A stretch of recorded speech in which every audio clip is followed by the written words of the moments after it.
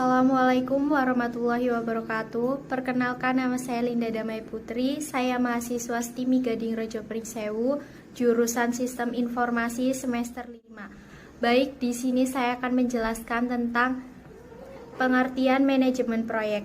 Yang pertama, pengertian manajemen proyek secara umum adalah suatu upaya untuk mencapai suatu tujuan dengan sumber daya seminimal mungkin atau efisien. Sementara itu, proyek adalah rencana pekerjaan dengan suatu target pencapaian tertentu yang diselesaikan dalam rentang waktu tertentu. Secara kolektif, manajemen proyek sendiri adalah suatu pendekatan atau metode untuk mengelola suatu proyek dengan efektif dan efisien.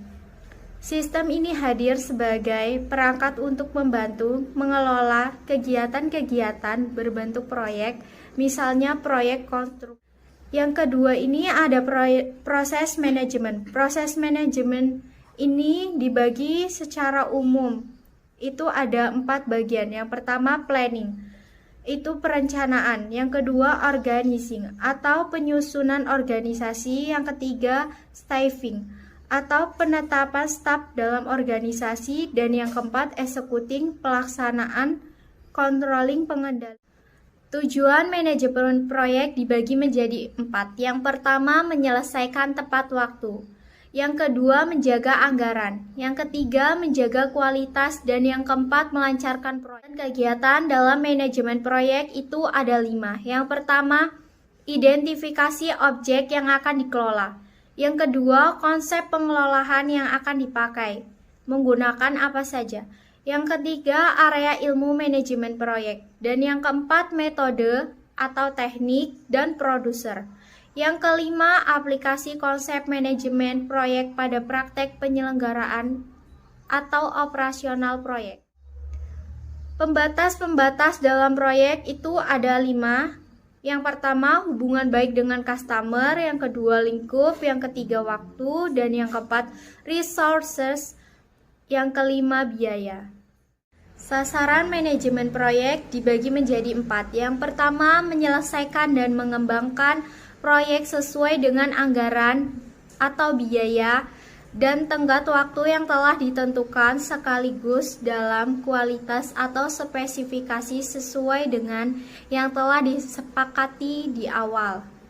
Yang kedua, meningkatkan nama baik pelaksanaan proyek berdasarkan kualitas hasil proyek. Dan yang ketiga, menciptakan suasana kerja kondusif untuk mendukung kelancaran aktivitas proyek. Hal ini meliputi ketersediaan keadaan, sarana prasarana, dan keselamatan kerja. Yang keempat, menjaga keharmonisan antara pihak satu dalam pihak lainnya dalam proses proyek sehingga seluruh pihak terlibat akan memberikan yang terbaik untuk proyek yang sedang dijalankan. Ruang-ruang lingkup proyek ada 4. Yang pertama, menentukan waktu dimulai proyek. Itu perlu merencanakan kapan selesainya dan kapan dilaksanakan proyek itu. Yang kedua, perencanaan lingkup dari proyek yang akan dikerjakan. Sebelum mengerjakan proyek, sebaiknya kita merencanakan agar proyek berjalan dengan efisien. Yang ketiga, pendefinisian dari ruang lingkup proyek. Yang keempat, verifikasi proyek dan kontrol atas perubahan yang mungkin terjadi ketika proyek tersebut dimulai. Macam-macam proyek. Yang pertama, proyek konstruksi. Proyek konstruksi ini sendiri pekerjaan membangun atau membuat produk fisik seperti jalan raya, jembatan. Yang kedua, proyek penelitian dan pengembangan.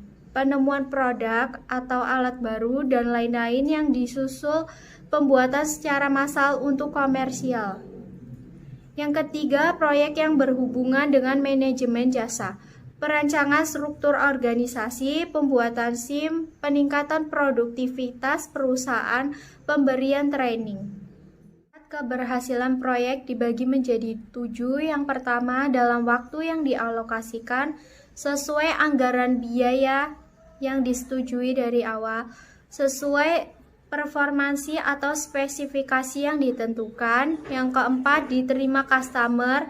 Yang kelima, perubahan lingkup pekerjaan minimum yang disetujui.